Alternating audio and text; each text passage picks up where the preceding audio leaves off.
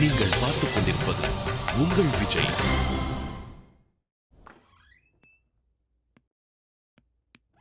Good morning.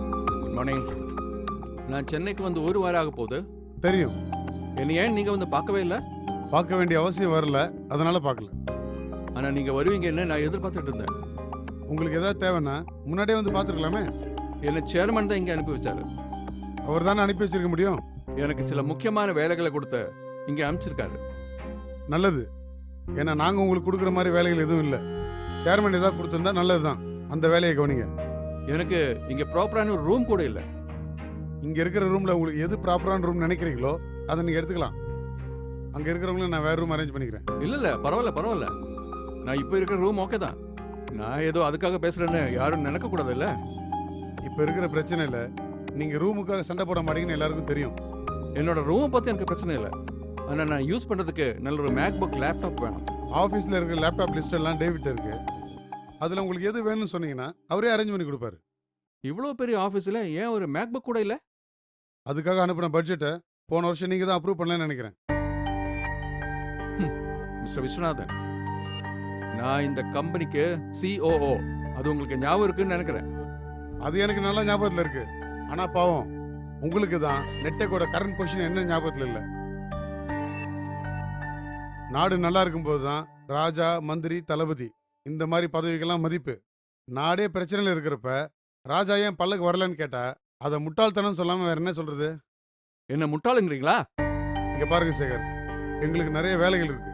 அதான் ரொம்ப முக்கியம். அதுக்கு நடுவில் என்ன வேலை செஞ்சுட்டு இருக்கோன்றத தினம் உங்ககிட்ட வந்து சொல்லிட்டு இருக்க முடியாது. மொத்தமாகவே கம்பெனிக்கு ஒரு பிரச்சனையான சூழ்நிலை இது. அதை மைண்டில் வச்சுக்கிட்டு ஒவ்வொருத்தரும் கடுமையாக வேலை செஞ்சுட்டு இருக்காங்க.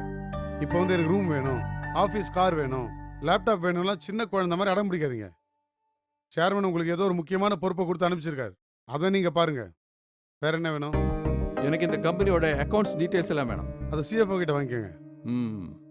எனக்கு இந்த ப்ராஜெக்டோட ஸ்டேட்டஸ் எல்லாம் வேணும். இங்கே 4 ப்ராஜெக்ட் மேனேஜர்ஸ் இருக்காங்க, அவங்க கிட்ட போய் கேட்டுங்க. எனக்கு இந்த ஆஃபீஸில் என்ன நடக்குதுன்னு தெரியணும். இந்த ஆஃபீஸில் யாரும் ஒளிஞ்சிருந்து வேலை செய்யல. நீங்கள் எங்கே வேணா போகலாம், யார்கிட்ட வேணா பேசலாம், என்ன இன்ஃபர்மேஷன் வேணாலும் வாங்கிக்கலாம். உங்களுக்கு இந்த ரிப்போர்ட்ஸ் எல்லாம் கொடுக்குறது யாரு? அப்படிலாம் யாரும் தனியாக கிடையாது. இந்த ஆஃபீஸில் வேலை செய்கிற ஒவ்வொருத்தரும் என்ன வேலை செய்கிறாங்கன்னு எனக்கு தெரியும். அதை ஒரு ஆள் வச்சு தெரிஞ்சுக்கிறது தப்புன்னு நினைக்கிற ஆள்னா. இன்னொரு முக்கியமான விஷயம், இங்கே வேலை நடக்கிற ப்ராசஸ்லேயே அதை பற்றின தகவல் எனக்கு வர மாதிரி மொத்த சிஸ்டமையும் டிசைன் பண்ணியிருக்கேன். வேலை செய்யறதுக்கே டைம் பத்தாதப்ப என்ன வேலை செஞ்சோங்கிறத ஒவ்வொருத்தரும் அவங்க மேலே இருக்கவங்களுக்கு ரிப்போர்ட்டிங் பண்ணுறது வேஸ்ட் ஆஃப் டைம். ஒவ்வொருத்தர் கீழே இருக்கவங்க எல்லாம் என்ன வேலை செய்கிறாங்கன்றது அவங்களுக்கு மேலே இருக்கவங்களுக்கு தானாக தெரியும். இப்போ நீங்கள் என்ன சொல்ல வரீங்க? டெல்லி ஆஃபீஸ் மாதிரி உங்களுக்கு கீழே இருக்கவங்க எல்லாரும் தினம் வந்து ரிப்போர்ட் பண்ணுவாங்கன்னு நீங்கள் எதிர்பார்க்காதீங்க. ஏற்கனவே சம்பளம் இல்லாமல் அதிகப்படியான நேரம் ஒவ்வொருத்தரும் வேலை செஞ்சுட்டு இருக்காங்க. இதில் வேலை செய்கிறத விட உங்ககிட்ட வந்து என்ன வேலை செஞ்சுட்டு இருக்கோன்னு ஒவ்வொருத்தரும் வந்து சொல்லிட்டு இருக்க மாட்டாங்க. உங்களுக்கு வேணும்னா நீங்களே போய் தெரிஞ்சுக்கலாம். அப்புறம் நான் எதுக்கு தேவையில்லாமல் இந்த கம்பெனியில்? நீங்கள் வர்றீங்கன்னு சொன்னதும் அதான் எனக்கும் தோணுச்சு. மேபி சேர்மன்ட்ட கேட்டு பாருங்க, உங்களுக்கு ஆன்சர் எதாவது கிடைக்குதான்னு. என்ன கிண்டல் பண்ணுறீங்களா? நான் ப்ராக்டிக்கலாக பேசிட்டு இருக்கேன். ஒரு பேசிக் லைஃப்காக ஒவ்வொருத்தரும் போராடிட்டு இருக்கப்ப குட் மார்னிங் சொல்லலை, குட் ஆஃப்டர்நூன் சொல்லன்னு யாராவது வந்து கேட்டால் என்ன பண்ணுறது? அப்போ எனக்கு எந்த மரியாதையும் கிடைக்காது இல்லையா? மரியாதைங்கிறது கேட்டு வாங்குற விஷயம் இல்லை, நீங்கள் நடந்துக்கிறத பார்த்து அவங்களா உங்களுக்கு கொடுக்குற விஷயம். என்னோட பவர் கேம் ஆடுறீங்களா? மிஸ்டர் சேகர், எந்த கேம் விளையாடுறதுக்கு எனக்கு டைம் இல்லை. நான் ரொம்ப பிஸி. அதே மாதிரி நீங்கள் இங்கே வந்து உட்காந்துருக்கனால எனக்கு எந்த டிஸ்டர்பன்ஸும் இல்லை. என்னை என் வேலையை செய்ய விடுங்க, அவ்வளோதான். இன்னொரு விஷயம், உங்கள் சேலரி சம்மந்தமாக டேவிட் என்கிட்ட பேசியிருந்தார். இப்போ கம்பெனி இருக்கிற நிலைமையில இவ்வளோ பெரிய பேக்கேஜோட ஒரு COO வச்சுக்கிற அளவுக்கு கம்பெனிக்கு இப்போ வசதி இல்லை. அதாவது உங்கள் சேலரி இந்த கம்பெனி பட்ஜெட்டில் வராதுன்னு சொல்கிறேன். நீங்கள் சேர்மன்ட்டு தான் வாங்கிக்கணும். சேர்மன் உங்களை பற்றி நிறைய சொல்லித்தான் நீங்கள் அனுப்பிச்சிருக்காரு. சேர்மனுக்கு என்னை பற்றி நல்லா தெரியும், அதனால சொல்லியிருக்கலாம்.